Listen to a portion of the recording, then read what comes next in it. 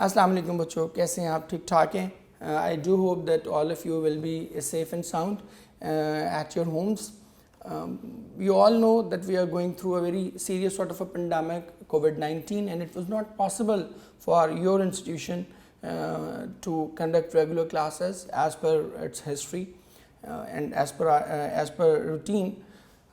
So to help you out and to guide you and to make sure that our children, our students get a seat at UET, we are arranging these online classes for you. और soul purpose जो था इन classes का वो यही था कि हमारे वो बच्चे जिन्होंने जो पिछले 2 सालों से या इससे भी ज़्यादा अरसे से जो है वो हमारे साथ हैं, हमारे अपने बच्चे हैं, तो उनको इस क्राइसिस मूवमेंट में जो है एज़ मच एज़ पॉसिबल उनको जो है वो सपोर्ट फराहम की जा सके और उनकी लर्निंग जो है उसको हेल्प आउट किया जा सके, उसको एड किया जा सके. So that was the purpose for arranging these online classes and I do hope कि आपको ये क्लासेस जो हैं they will be hugely beneficial for all of you. मेरा जहाँ तक ताल्लुक़ है, you all know me, most of the students, but once again एक फॉर्मल इंट्रोडक्शन फिर भी आपको दे देता हूँ. Muzaffar Qureshi ji, I will be teaching you English and I have been teaching it for more than 15 years now. 15 साल से भी जो है वो ज़्यादा हो गया, and I have taught at all the noted institutions of the city, and now for the past few years I have been with Unique. So बाकी हम इंशाल्लाह पढ़ेंगे तो you'll get to know more about me, about my teaching methodology, about my teaching technique. So आज के लिए जो हमने टॉपिक स्टार्ट किया है, हम अब वापस उस पर आते हैं अपने फॉर्मल इंट्रो के बाद. जो टॉपिक हमने आज के लिए चूज़ किया है, चूँकि वी ऑल नो कि हम फन गैट की क्लासेस जो है वो इनिशिएट कर रहे हैं बिकॉज यूईटी ने ये भी डेट अनाउंस की है. तो जो कोर टॉपिक है आपका फन गैट में, यू ऑल नो कि फन गैट जो है आप लोगों के लिए फिर एक रिफ्रेशर के तौर पर जो है वो बता देता हूँ कि फन गैट basically stands for a test in which we prepare for multiple universities like UET, JEE, PIAS, NUST, and all these COMSETs and all these multiple universities. But the topic I have chosen, comprehension, it is a part of every test.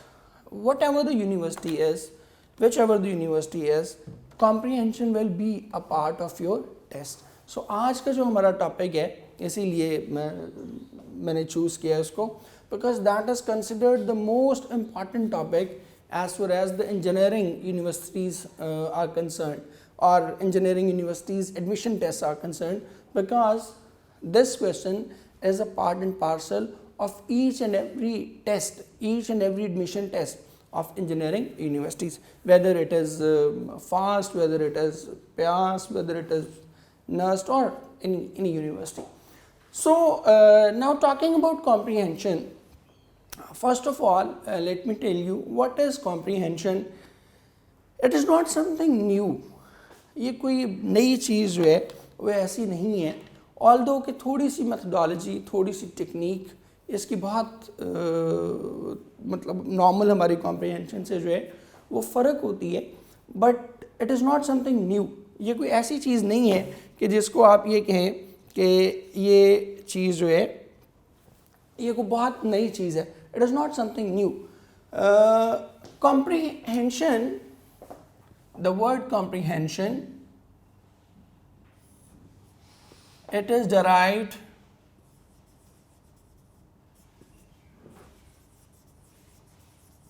from a word comprehend. ठीक है, comprehend जो है वो आप सब ने पढ़ा हुआ है, देखा हुआ है, सुना हुआ वर्ड है. And comprehend means comprehend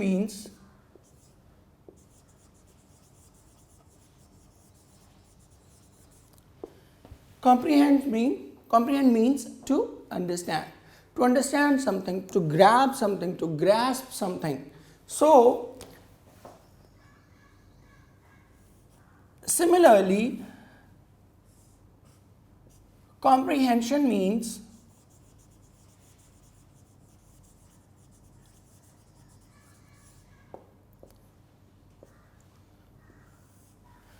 comprehension means understanding, ठीक है। कॉम्प्रीहेंशन निकला कॉम्प्रीहेंड से, कॉम्प्रीहेंड का मतलब था टू अंडरस्टैंड, सो कॉम्प्रीहेंशन का मतलब क्या हुआ, understanding. Understanding of what, understanding of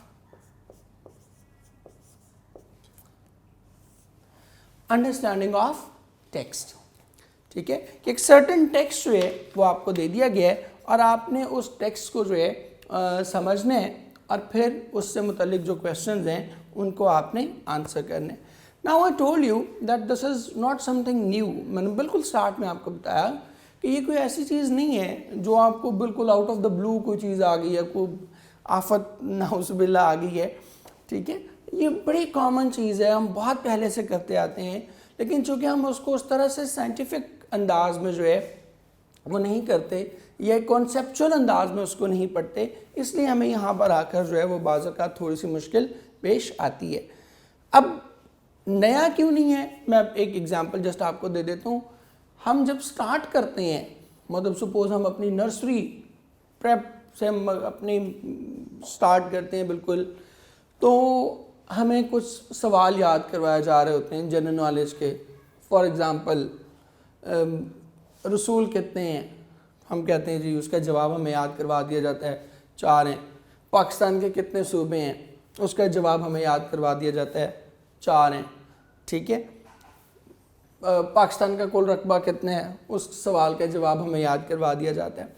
तो ये सवाल जवाब जो है वो हम उस वक्त से right from the very basic, right from the initial classes हम इसको जो है वो पढ़ते चले आ रहे होते हैं। यहाँ पर वही सवाल जवाब, और फिर 9th में ख़ास तौर पे आके आप लोग सब पढ़ के आए हैं, 9th में आके तो बाकायदा कॉम्प्रीहेंशन पैसेज इसी तरह फॉर्मल सूरत में जो है आपके सिलेबस का हिस्सा है। आपको एक पैसेज दे दिए जाते हैं और उसके अकॉर्डिंगली जो है आपसे नीचे उसी तरह सवाल किए गए होते हैं। आप फर्स्ट ईयर में सेकंड ईयर में बुक पढ़ते हैं, बुक 1 है, बुक 3 है, आपकी प्लेज हैं या नावल है या बुक 2 है, ये जितनी भी आप किताबें पढ़ते हैं, आप एक चैप्टर पढ़ते हो, उस चैप्टर के एंड पे उसी चैप्टर से रिलेटेड क्वेश्चंस दिए होते हैं। तो वो क्वेश्चंस क्या हैं, वो क्वेश्चंस जो हैं वही तो आपकी कॉम्प्रीहेंशन है, वही स्किल बिल्कुल हमने यहाँ भी यूज़ करने। फ़र्क सिर्फ क्या होगा इस वाली कॉम्प्रीहेंशन में और जो हमारी रेगुलर कॉम्प्रीहेंशन है उसमें फ़र्क क्या होगा, डिफरेंस क्या है जी।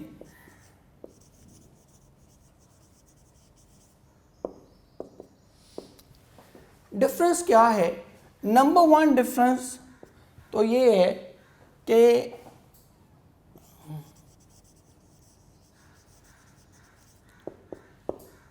Subjective versus objective. कि वहाँ पर क्या था, वहाँ पर आपको सवाल लिखने होते थे, ठीक है।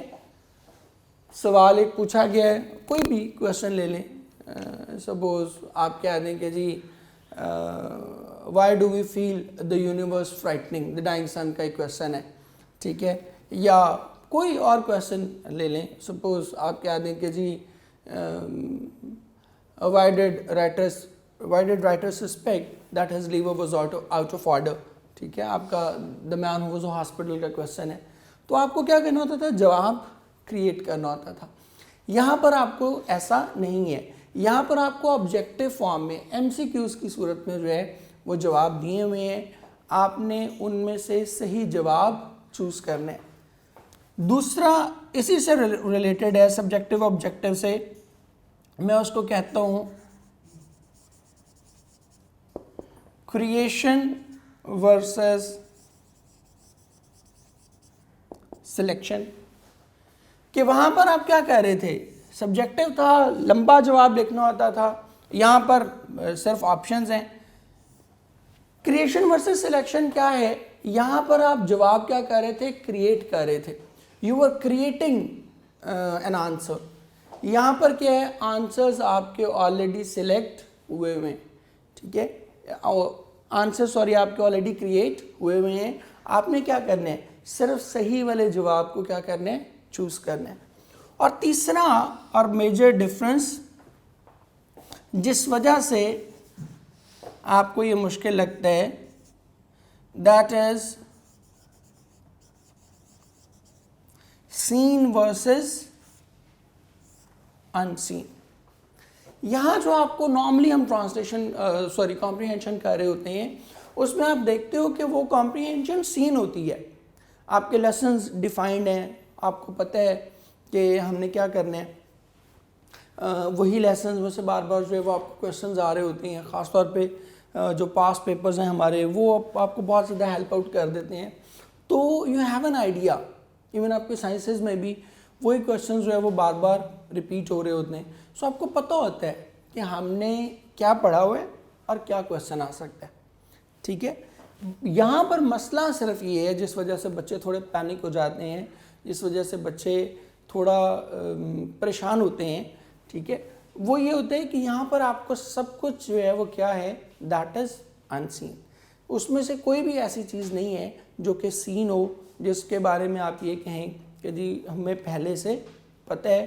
कोई भी टॉपिक, दुनिया का कोई भी टॉपिक जो है वो आपको कॉम्प्रीहेंशन पैसेज के तौर पे दिया जा सकता है। So this is the real, मैं इसको आप बच्चों के लिए जो है मैंने इसको रेड मार्क कर दिया, ठीक है। असल जो मसला है, असल जिस वजह से एक बच्चों को फियर फील होता है, that is because that everything here is unseen, कि यहाँ पर किसी भी तरह का टॉपिक जो है वो आपको दिया जा सकता है। अब किस तरह के टॉपिक्स यहाँ पर दिए जा सकते हैं, थोड़ा सा हम उस पर बात कर लेते हैं। दो मेजर फील्ड्स हैं जी, एक साइंसेस हैं और एक आपकी उसमें ह्यूमैनिटीज़ हैं, ठीक है। अब साइंसेस में आपको किस तरह के टॉपिक्स दिए जा सकते हैं,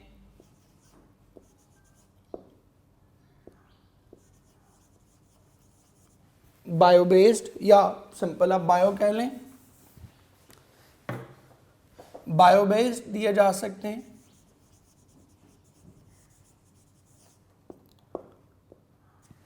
केमिस्ट्री से रेलेवेंट जो है वो दिए जा सकते हैं,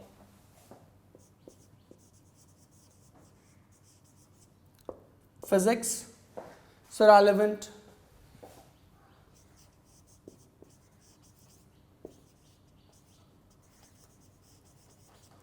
स्पेस साइंसेस से रेलेवेंट आपको जो है वो टॉपिक दिए जा सकते हैं।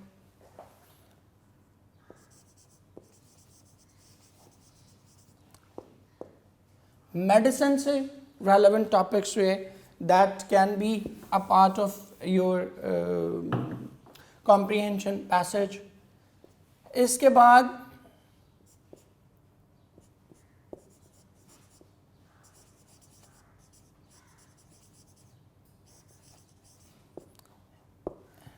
एनवायरमेंटल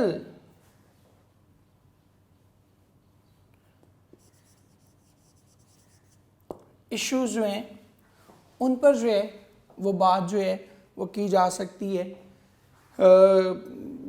सपोज ओजोन लेयर पे आई स्टिल रिमेंबर कि आया हुआ है, स्पेस साइंसेस पे बहुत आया हुआ है, मेडिसिन पे अक्सर जो है वो आ जाता है, ठीक है। इंजीनियरिंग से रिलेटेड बहुत सी चीज़ें जो है, इंजीनियरिंग के जो डिफरेंट सेक्टर्स हैं उनके मुतालिक जो है वो बहुत सी चीज़ें आ जाती हैं। इसके बाद दूसरा ग्रुप जो मैंने आपको बताया,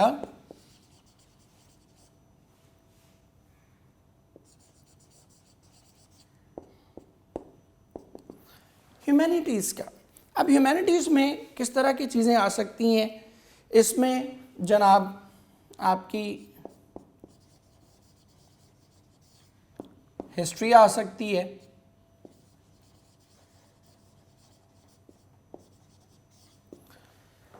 इसमें आपकी ज्योग्राफी आ सकती है,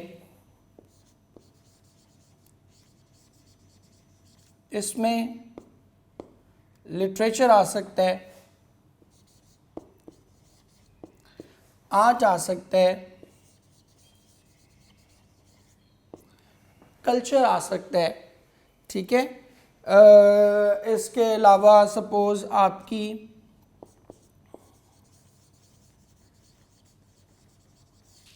फिलॉसफी से रिलेटेड जो है वो चीज़ें आ सकती हैं।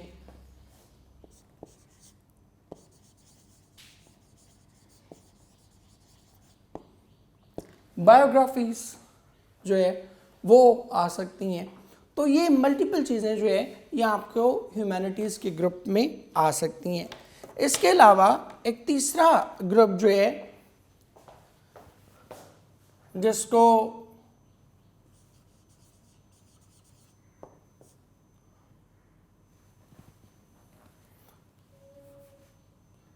Socio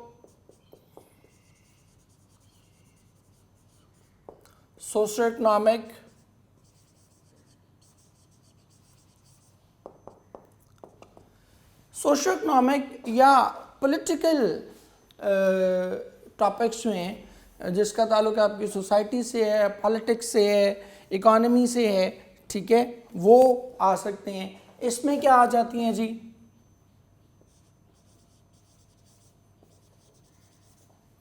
local and international events आ जाते हैं, ठीक है। सपोज वर्ल्ड वॉर पे आ गया, वर्ल्ड वॉर पे आए हुए कॉम्प्रिहेंशन पैसेजेस आए हुए। अब वर्ल्ड वॉर पे आ गया तो वो क्या है? That is social economic political event है। इसके बाद जी आपके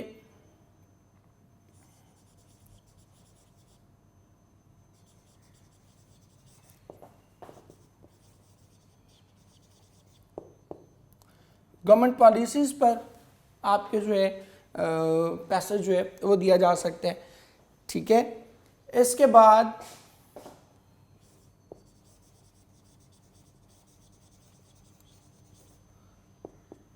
इंटरनेशनल रिलेशंस, इन पर जो है, अच्छा गवर्नमेंट पॉलिसीज़ में एक चीज़ याद रखिएगा, गवर्नमेंट पॉलिसीज़ में आपकी जो करंट गवर्नमेंट है या जो भी सिटिंग गवर्नमेंट होती है उसकी पॉलिसीज़ के मुतालिक नहीं आता, ठीक है। वो या तो बहुत कोई गुजरी पुरानी गवर्नमेंट्स जो हैं, ठीक है, जो इमीडिएट आपकी गुजरी हुई गवर्नमेंट्स हैं उनके मुतालिक भी नहीं आएगा। Suppose talking about Pakistan let's say, तो पिछली जो एक दो गवर्नमेंट्स गुजरी हैं पिछले 10, 12, 15, 20 साल की जो गवर्नमेंट्स हैं इनके मुतालिक क्वेश्चन नहीं आएगा, इनकी पॉलिसीज़ के मुतालिक जो है वो सवाल नहीं आएगा। सवाल आपको हमेशा किसके आएगा? आज से 30 साल पहले, 50 साल पहले वाली कोई अगर पॉलिसी है, ठीक है, तो उस गवर्नमेंट पर जो है वो आपको क्वेश्चन आ सकता है। और प्रेफरेबली वो ये करते हैं कि आपको जो आपकी लोकल गवर्नमेंट होती है, नेशनल गवर्नमेंट होती है, उसके मुतालिक आता ही नहीं है। वो किसी सपोज अमेरिकन गवर्नमेंट की किसी पॉलिसी के मुतालिक आ जाएगा, चाइनीज़ गवर्नमेंट की पॉलिसीज़ के मुतालिक आ जाएगा, रशियन गवर्नमेंट की पॉलिसी के मुतालिक आ जाएगा, तो इस तरह से, ठीक है जी। इसके बाद इकोनॉमी पे आपसे जो है वो सवाल पूछा जा सकता है। सवाल मीन्स कॉम्प्रिहेंशन पैसेज जो है वो आपको दिया जा सकता है। अब बहुत से बच्चे आप में से इस बात पर लाइक आई कैन फील कि they will be feeling a bit worried कि जी इतने सारे टॉपिक्स हैं, how can we master all of them, कि इतने सारे टॉपिक्स को, ये तो जस्ट मैंने बेसिक आपको फील्ड्स बताई है ना, ठीक है, कि इतनी सारी फील्ड्स में हम सब के सब का इल्म जो है, सबके सब पे जो ग्रिप कमांड है वो कैसे रख सकते हैं।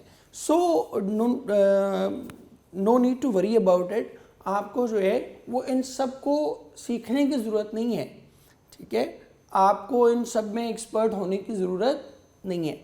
You only need to get the required information, you only need to analyze the information which is already given in the passage, ठीक है। आपको ये नहीं है कि इकोनॉमी पे अगर कोई पैराग्राफ आ गया है तो आपको जनाब इकोनॉमी का को बहुत एक्सपर्ट होना चाहिए, चार्टर्ड अकाउंटेंट होंगे तो only then you will be able to solve. नहीं, आपने ऐसा नहीं करना, that is not required from you. You are only required to give answers to the questions which are already mentioned in the passage, ठीक है। तो वो information जो है that is already there in the passage. So आपने उसी के मुतालिक जो है, जो पैसेज में मौजूद इंफॉर्मेशन है उसी पर ही रहना है, ठीक है। खुद से कोई चीज़ आपको ऐड करने की, खुद से कोई चीज़ आपसे जो है वो पूछी नहीं जाएगी that you should be aware about that particular thing, no need to do it, ठीक है। आपको सिर्फ उसी तक महदूद रहना है, उस इंफॉर्मेशन तक जो आपको ऑलरेडी पैसेज में पूछी हुई है। सो अगर वो सपोज एनवायरमेंटल इश्यूज़ के बारे में बात करता है तो at the first place the writer, the author, the examiner, he will explain the whole issue. ठीक है, सपोज वो ओजोन लेयर की जो है वो डैमेज की बात करता है, that how ozone is being damaged. So वो पहले वो पूरा थीसिस, पूरा जो एक व्यू पॉइंट है, पूरा जो आइडिया है वो आपको एक्सप्लेन करेगा। ठीक है, कि ओजोन क्या है, क्या फंक्शन है, क्या रोल है, किस तरह से ये काम करती है। ठीक है, हमारे लिए क्या यूटिलिटी है, क्यों डैमेज हो रही है, कैसे डैमेज को रोक सकते हैं। ठीक है, ये सारी चीज़ें he will inform you, the examiner will inform you in the passage. आपने क्या करना है, उस इंफॉर्मेशन को ग्रैब करते हुए, उसको ग्रैस्प करते हुए अल्टीमेटली उसको डीकोड करके आपने क्या करना है, अपने सवालात के जवाब चूज़ करने हैं। ठीक है, so do not feel that you need expertise in all these fields. ऐसी कोई बात नहीं है, ये जस्ट आपको सिर्फ इसलिए बताई है कि इन टॉपिक से रिलेटेड मोस्ट प्रोबेबली कुछ वेरिएंस भी आ सकती है हल्की फुल्की, बट लाइक 99% जो है वो इन्हीं टॉपिक्स से जो है वो रेलेवेंट आपसे जो पैसेज है वो पूछा जाएगा, और इन टॉपिक से बाहर, इस डोमेन से बाहर, इस पैराडाइम से बाहर जो है वो नहीं जाएगा। सो अब हम स्टार्ट करते हैं इन टॉपिक्स के बाद अगली जो हमारी स्टेज है। ये बड़ी इंपॉर्टेंट चीज़ है। कॉम्प्रिहेंशन को सॉल्व करने से पहले वी मस्ट बी अवेयर कि कॉम्प्रिहेंशन की जो है असल में मसाइल, असल में जो उसके प्रॉब्लम्स हैं वो क्या हैं। Because if we are not aware about the problems तो हम कभी भी जो है उनको सही तरह से जो है वो टैकल नहीं कर पाएंगे। इधर हम प्रॉब्लम्स लिख देंगे और उस साइड पर जो है वो मैं आप बच्चों के लिए उसके जो रिक्वायर्ड स्किल्स हैं उन प्रॉब्लम्स को सॉल्व करने के लिए वो लिख दूंगा। फिर नेक्स्ट हम जाएंगे स्ट्रैटेजीज पे और हेल्पफुल थिंग्स पे। ठीक है, सो जो पहली प्रॉब्लम है, the most important,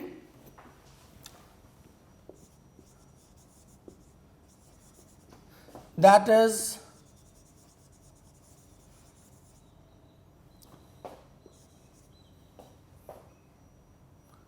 lack of knowledge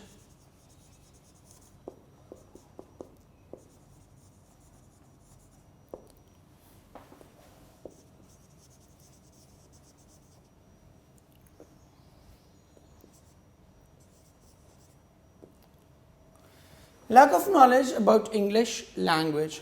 ठीक है, ये जो lack of knowledge है हमारा, that is the key thing। अगर आपको इंग्लिश लैंग्वेज पे ग्रिप कमांड नहीं है तो फिर आपके लिए जो है इंग्लिश कॉम्प्रिहेंशन अटेम्प्ट करना जो है वो बहुत मुश्किल हो जाएगा। ये किसी भी सब्जेक्ट की किसी भी लैंग्वेज की कॉम्प्रिहेंशन है। If you do not have the grip and command over that particular language तो फिर आप उसको जो है, बल्कि इसको मुझे लैक ऑफ नॉलेज भी नहीं, लेट मी रीफ्रेज इट, इसको और ज़्यादा इफ़ेक्टिव मैं आपके लिए बना देता हूँ। मैं इसको लिखूँगा जी बल्कि lack of command over English language की ज़रूरत नहीं है, चलें, lack of command over English. ठीक है, जब तक आपको जिस लैंग्वेज में आपकी कॉम्प्रिहेंशन है उस पर आपको ग्रिप और कमांड ही नहीं है तो you won't be able to do it. आप जितना मर्जी जोर लगा लें, जितना मर्जी आपको मैं समझा लूँ, आपको जो है उसके बारे में पता नहीं चलेगा, बिकॉज आपके लिए एक लैंग्वेज ही जो है वो अननोन है। अब ये प्रॉब्लम हमारे बच्चों को, जो ख़ास तौर पे सब कॉन्टिनेंट के पाकिस्तान के बच्चे हैं, इनको क्यों पेश आती है? बड़ी माज़रत के साथ मैं हमेशा बच्चों से कहा करता हूँ कि जब हम FSC कर रहे होते हैं या 9th 10th कर रहे होते हैं तो हम फील करते हैं कि फॉर एग्ज़ाम्पल बायो है तो यार समझनी पड़ेगी। ठीक है, ये अगर सर से नहीं समझूंगा तो समझ नहीं आएगी। या मैथ्स है सपोज, तो मैथ्स जब हमें टीचर करवा रहा होता है तो हम फोकस्ड होते हैं, बड़े ध्यान से उसको सुन रहे होते हैं, बिकॉज वी फील कि ये क्वेश्चन अगर सर से ना समझा तो ये अदरवाइज समझ में नहीं आएगा। ठीक है, तो हम उस वक्त बहुत फोकस्ड होते हैं। केमिस्ट्री अगर सपोज हम इक्वेशंस समझ रहे हैं तो इक्वेशन हम समझते हुए हम पूरा हमारा जो फोकस है वो उस पर है, या कोई भी केमिस्ट्री का कॉन्सेप्ट समझ रहे हैं तो हमें पता है, फिजिक्स पढ़ रहे हैं तो हमें पता है कि यार ये अगर ना समझाना मैंने सर से तो ये अदरवाइज घर जाके समझ नहीं आएगा। बट इंग्लिश के बारे में हम हमेशा ये सोचते हैं ओ खैर है, याद ही करना है ना, ठीक है, that is a very typical word. आप इंग्लिश के लेक्चर में कभी भी इस माइंडसेट के साथ नहीं बैठे होते कि जी हाँ मैंने जो है इसको समझ के पढ़ना है, या इस माइंडसेट के साथ नहीं आप बैठे होते कि यार अगर मैंने ये चीज़ सर से ना समझी तो फिर मुझे ये बात समझ में नहीं आएगी, ठीक है। तो चूँकि हम इस माइंडसेट के साथ बैठे ही नहीं होते, और माजरत के साथ समटाइम टीचर भी जो है वो उसको कॉन्सेप्चुअल अंदाज में नहीं पढ़ा रहे होते, समटाइम, नॉट ऑलवेज, समटाइम, तो वो बच्चे का इंटरेस्ट जो है वो और भी लूज़ हो जाता है, ठीक है।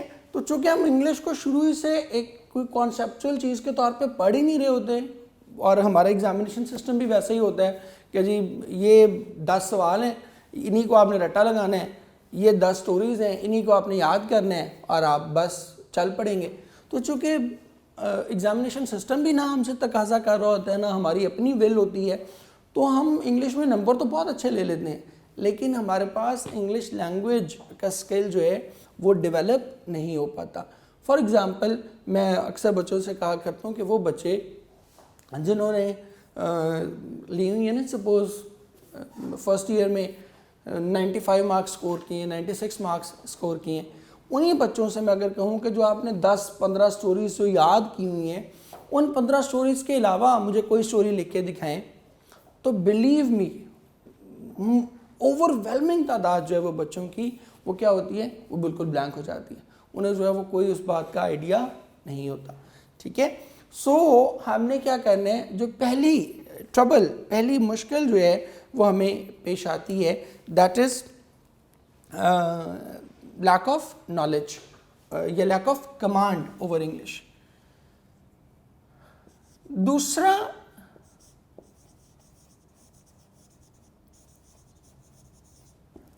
दूसरा हमारा इशू आता है बेटे वोकैबुलरी का।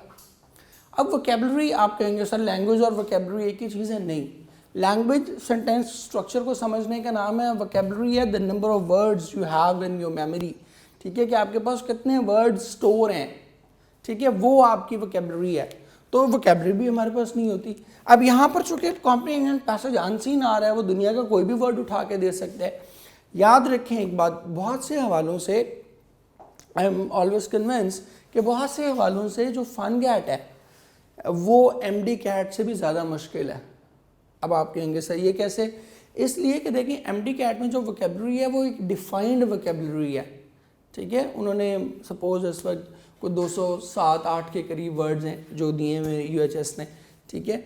उन्होंने वही वर्ड्स तैयार करने, उन वर्ड से बाहर वर्ड तैयार नहीं करने, जबकि आपके पास अनलिमिटेड वर्ड्स हैं तैयार करने को, ठीक है। कोई उसकी मतलब लिमिट नहीं है, लिमिटलेस वोकैबुलरी आप लोगों की। तो इसलिए बहुत सी चीज़ें जो हैं वो आप लोगों के लिए मुश्किल हैं। अब वोकैबुलरी चूँकि नहीं होती तो ये भी जो है वो हमारे लिए एक प्रॉब्लम का जो है वो बायस बनती है। तीसरी चीज़ वो भी लैंग्वेज से रिलेटेड है, वो है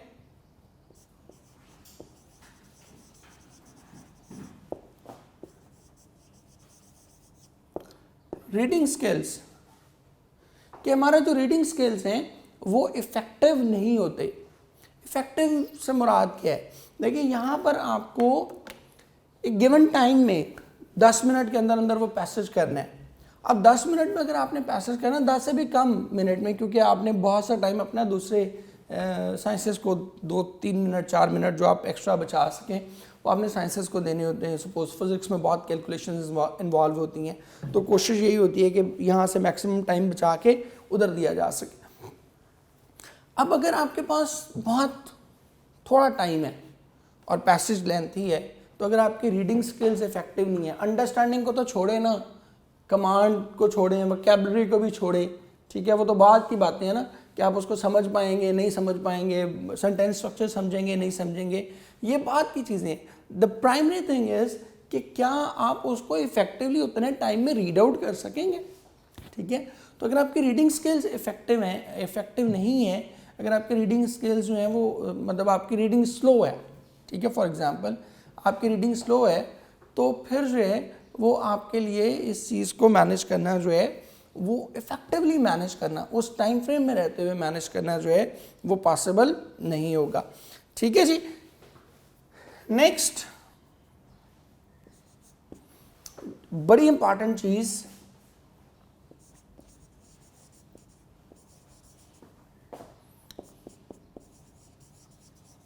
लैक ऑफ फोकस। ये बड़ी ज़रूरी बात है। अक्सर आप लोगों को ये कन्फ्यूजन आती है कि आप जो है वो फोकस नहीं कर पाते चीज़ों को, ठीक है। ख़ास तौर पे जो कॉम्प्रिहेंशन पैसेजेस आपको ई कैट में आते हैं वो कंपैरेटिवली लेंथी होते हैं, ठीक है।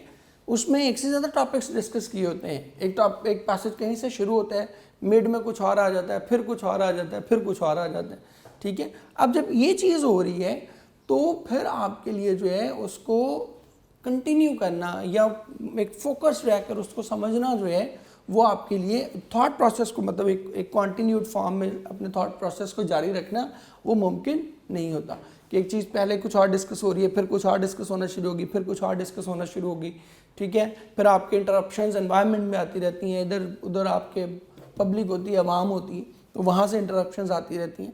तो फोकस मेंटेन करना भी जो है, क्योंकि याद रखें आपकी अंडरस्टैंडिंग उस वक्त बेहतरीन होती है जब आप प्रॉपरली फोकस्ड हो।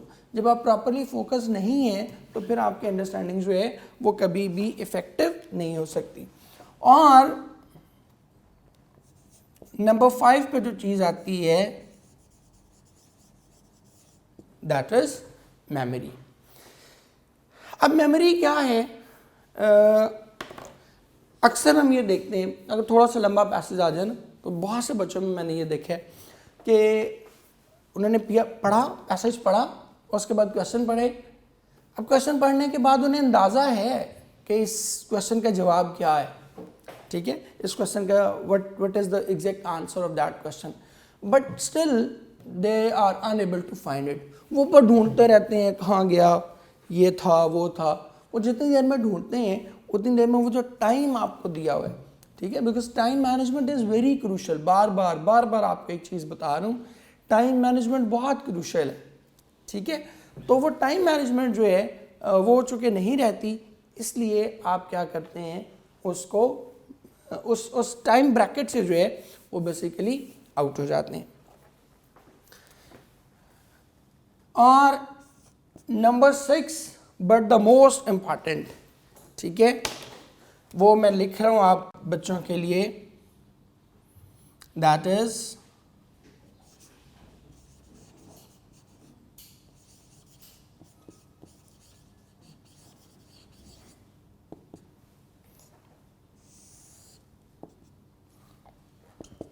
मैंने इसीलिए इसको रेड में लिख दिए, ठीक है, lack of practice. Lack of practice क्या है कि आपको समझ आ रही होती है चीज़ों की, लेकिन फिर इसका एक क्लोज कनेक्शन आपकी टाइम मैनेजमेंट से भी है कि अगर आप अपना टाइम मैनेज नहीं कर पा रहे और मतलब आपको सब कुछ आता भी है तो फिर भी वो आपके लिए बिल्कुल बेकार है। अब लैंग्वेज में ख़ास तौर पे मैं बार बार बच्चों से कहता हूँ, लैंग्वेज में प्रैक्टिस इज़ एब्सोल्युटली नेसेसरी, ठीक है। जब तक प्रैक्टिस नहीं होगी उस वक्त तक कोई भी चीज़ लैंग्वेज में जो है वो इफ़ेक्टिव नहीं होगी। मैं बच्चों को अक्सर एग्जांपल भी दिया करता हूँ इस बात की कि देखिए, आप एक बच्चे को देखें जो बोलना शुरू करता है, पहले दिन कोई बच्चा ये नहीं कह रहा होता कि मतलब जिस दिन ही उसने बोलना शुरू किया है तो वो कह दे कि जी अम्मी पानी पिलाएं, बहुत सख्त प्यास लगी है, ऐसा नहीं होगा, ठीक है। या वो पहले दिन कह दे कि जी अम्मी भूख से जान निकली जा रही है, फटाफट खाना दे, ये नहीं होगा। पहले दिन वो क्या कहता है बच्चा, आ बा ता, यहाँ से शुरू करता है, ठीक है, एक सिंगल साउंड से वो स्टार्ट करता है, आ बा ता से शुरू करता है। फिर क्या करता है वही बच्चा आहिस्ता आहिस्ता क्या कहना शुरू कर देता है, सपोज पानी को मम कहना शुरू कर देता है। फिर वही बच्चा मम से पानी पे आता है और पानी से फिर अल्टीमेटली वो इस बात पर आता है कि अम्मी मुझे पानी पिलाएं, मुझे बहुत प्यास लगी है, ठीक है। इस सारे प्रोसेस में ये जो वो आ बात आ से शुरू हुआ था, यहाँ से लेकर यहाँ तक कि अभी मुझे पानी पिलाएं, मुझे बहुत प्यास लगी है, इस सारे प्रोसेस में 3-4 महीने लगते हैं, बल्कि 6 महीने भी लग जाते हैं। इस पूरे अरसे के दौरान वो बच्चा क्या करता है, कंटिन्यूसली प्रैक्टिस करता है। वो अपनी प्रैक्टिस छोड़ता नहीं है, वो इस बात से ऑफेंड नहीं होता कि मैंने तो पानी कहना चाहा था तो मैं तो पानी कह ही नहीं सका, मैंने तो मम कहा है, ठीक है, आई वॉजंट एबल टू से पानी। तो वो इस बात पे जो है वो खाइफ नहीं होता, इस बात से शर्मिंदा नहीं होता, इस बात से डिसहार्टेंड नहीं फील करता। वो क्या करता है, कंटिन्यूसली जो है वो अपनी बात कहता चला जाता है, and as a result ultimately वो क्या करता है, लैंग्वेज सीख जाता है।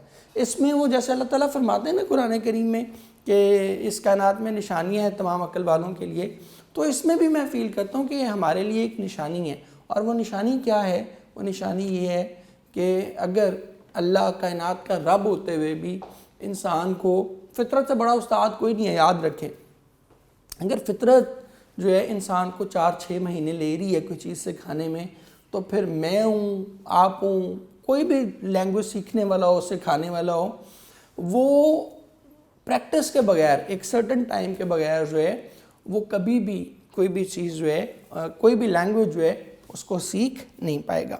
तो ये 5-6 इश्यूज जो हैं, ये हमें प्रॉब्लम्स जो हैं वो फेस करनी पड़ती हैं। अब इन प्रॉब्लम्स को दूर करने के लिए जो है हमारे पास की स्किल्स कौन कौन से होने चाहिए वो आपको बता देता हूँ, और फिर हम इसकी स्ट्रैटेजीज भी डिस्कस करेंगे। ठीक है, हम स्टेप वाइज चल रहे हैं कि प्रॉब्लम्स, पहले हमने टाइप्स देख ली कि क्या क्या किस किस तरह की क्वेश्चंस आ सकते हैं, फिर हम प्रॉब्लम्स डिस्कस कर रहे हैं, इन प्रॉब्लम्स को दूर करने के लिए की स्किल्स डिस्कस करेंगे, और की स्किल्स डिस्कस करने के बाद जो है वो हम अल्टीमेटली फिर आगे डिस्कस करेंगे कि उन की स्किल्स को डेवलप कैसे किया जा सकता है। ठीक है, की स्किल्स को डेवलप करने का तरीकाकार क्या है, और उन की स्किल्स के डेवलप करने में जो हेल्पफुल चीज़ें हैं वो हमारे लिए क्या हैं। आज के मतलब हम लेक्चर में ये सारी चीज़ें इंशाल्लाह वाइंड अप कर लेंगे। अच्छा जी, अगर हम बात करें इसके की स्किल्स की, तो पहला की स्किल क्या है जी, that you need is reading. Reading के मुतालिक जो है शेक्सपियर ने कहा था कि reading makes a perfect man. ठीक है, कि मुताला ही इंसान को इंसान बनाता है। ठीक है, और यहाँ आपके रीडिंग जो है वो बहुत ज़रूरी है। अभी आप लोगों के पास जो है वो टाइम है, ऑलमोस्ट 1 महीने है, कोशिश करें 2 सफ़े पढ़ें, किसी भी चीज़ के पढ़ लें। ठीक है, मतलब you can read any thing you like. आप नावल पढ़ना चाहते हैं नावल पढ़ लें, आप साइंस फिक्शन पढ़ना चाहते हैं पढ़ लें, आप कोई हिस्ट्री के मुतालिक कोई चीज़ पढ़ना चाहते हैं पढ़ लें, फ़िलासफ़ी के मुतालिक पढ़ना चाहते हैं पढ़ लें, आप कॉमिक पढ़ना चाहते हैं पढ़ लें। ठीक है, कोई इमोशनल ड्रामा, कोई लव स्टोरीज पढ़ना चाहते हैं पढ़ लें, बट कुछ ना कुछ ज़रूर पढ़ें। ठीक है, वट एवर यू लाइक, आप लिटरेचर पढ़ना चाहते हैं, आप पॉलिटिकल फ़िलासफ़ी पढ़ना चाहते हैं, आप हिस्ट्री पढ़ना चाहते हैं, आप साइंसेस पढ़ना चाहते हैं, वट एवर यू वांट, कुछ भी आपका दिल है, कुछ ना कुछ ज़रूर पढ़ें। That is the most important thing. ठीक है, ये सबसे ज़्यादा जो है ज़रूरी जो है वो चीज़ ये जानना है कि कुछ ना कुछ जो है वो आपने ज़रूर पढ़ना है। इसी रीडिंग के साथ अगली चीज़ इसके साथ ही जुड़ी हुई है,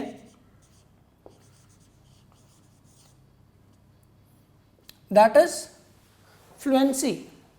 आप जितने फ्लुएंट होंगे, जितना रैपिडली, जितना स्पीडीली पढ़ेंगे, ठीक है, एक तो पढ़ सकना और बात है, फ्लुएंट होके पढ़ना ये और बात है।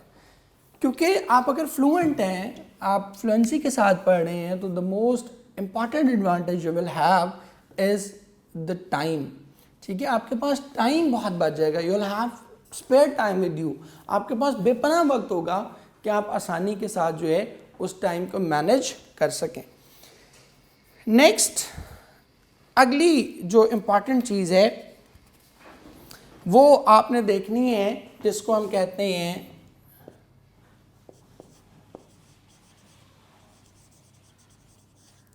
डिकोडिंग या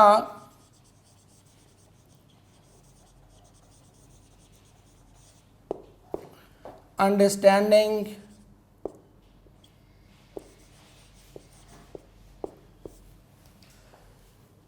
डिकोडिंग क्या है जी? कोड क्या कहते हैं? कोड लगाना, ठीक है। और डिकोडिंग क्या है? डिकोडिंग क्या है, मतलब कोड क्या है? किसी चीज़ को हिडन अंदाज में जो है वो पोर्ट्रे करना, ठीक है। और डिकोड क्या है? वो जो हिडन इंफॉर्मेशन है, हिडन कम्युनिकेशन है, उसको क्या करना? उसको एक्सपोज कर देना या उसको ड्रॉ आउट करना। अच्छा जी बेटे, नेक्स्ट जो चीज़ है हमारी, दैट इज़ डिकोडिंग। डिकोडिंग क्या है? आपने ये जो जासूसी वगैरह की चीज़ें हैं, ये आपने जो है वो देखी होंगी, मतलब मूवीज़ वगैरह, उसमें वो अक्सर कहते हैं, या खुदा न खास्ता ये जो प्लेन्स वगैरह होते हैं, ये अगर हादसे का शिकार हो जाए तो वो कहते हैं कि ब्लैक बॉक्स जो है उसका, ठीक है, उसको डिकोड किया जा रहा है। डिकोड मीन्स कि उसमें वो जो इन्फॉर्मेशन है उसको एक्सट्रैक्ट किया जा रहा है। कोड करना क्या होता है? किसी चीज़ को छुपा देना। डिकोड क्या है? उसको एक्सपोज करना, ठीक है, उसको टू ब्रिंग आउट समथिंग। तो अंडरस्टैंडिंग द टेक्स्ट, जो आपको टेक्स्ट दिया गया है उसको समझना भी जो है वो आपके लिए जो है वो बहुत ज़्यादा ज़रूरी है। नंबर 3 जो इम्पॉर्टेंट चीज़ है, दैट इज इन्फरेंस, ठीक है। इन्फरेंस क्या है? इन्फरेंस को अगर मैं मुख्तसर तरीन अल्फाज में कहूँ तो ये होता है to read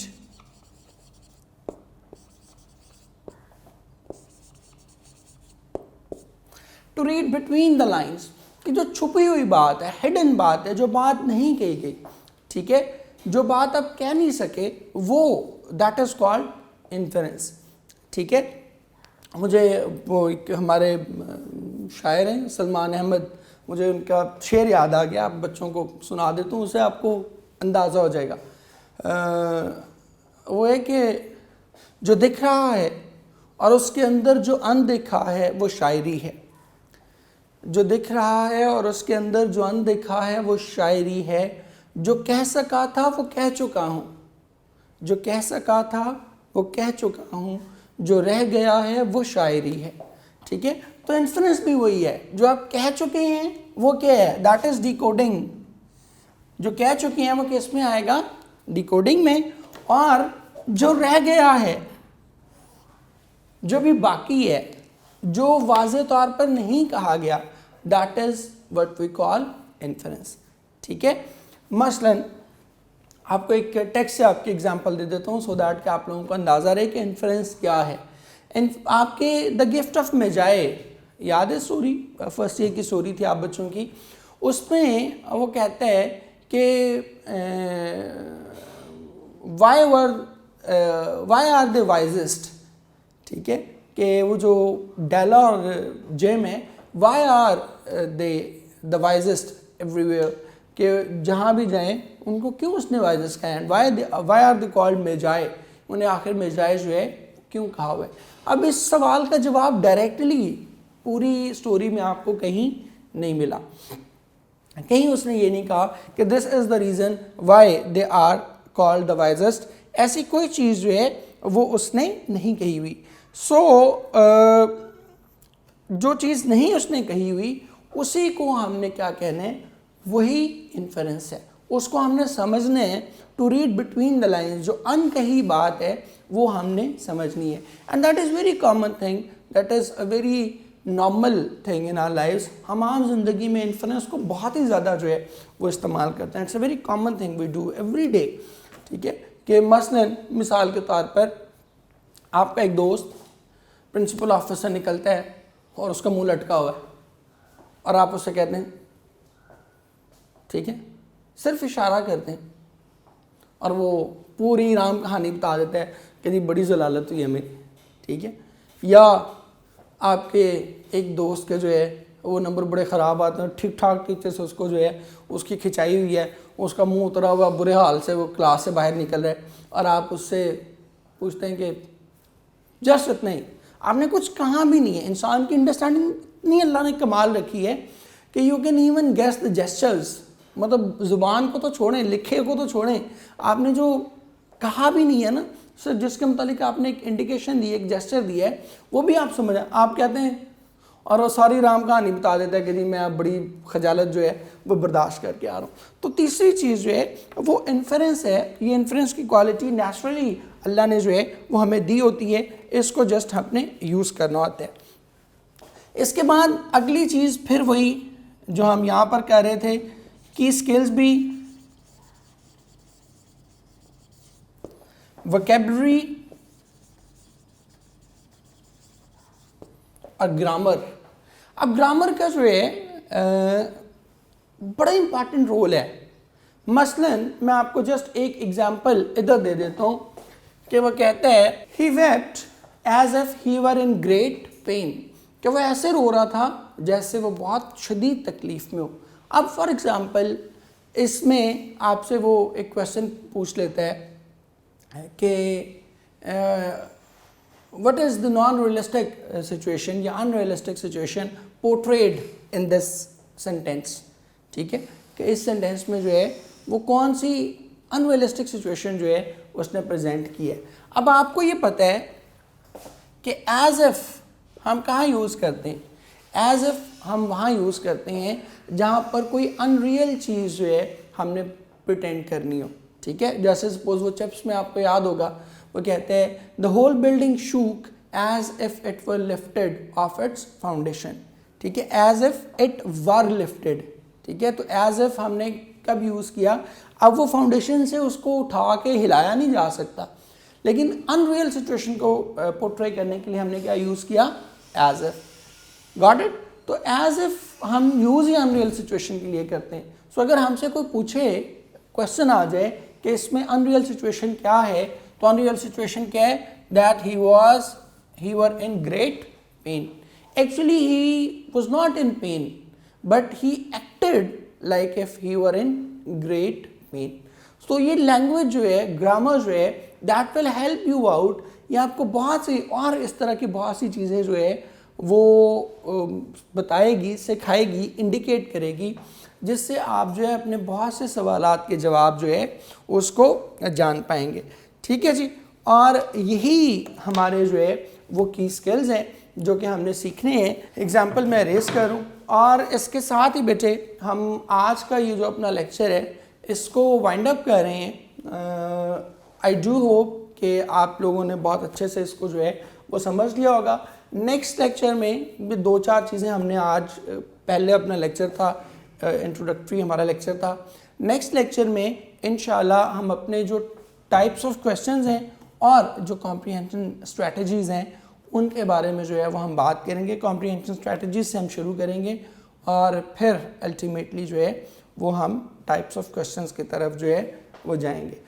and that winds up our lecture for today. I do hope कि आप लोग सुनेंगे और बहुत इसको जो है वो एब्जॉर्ब भी करेंगे, डाइजेस्ट भी करेंगे। थैंक यू वेरी मच बच्चों, wish you all the best of luck. Thank you.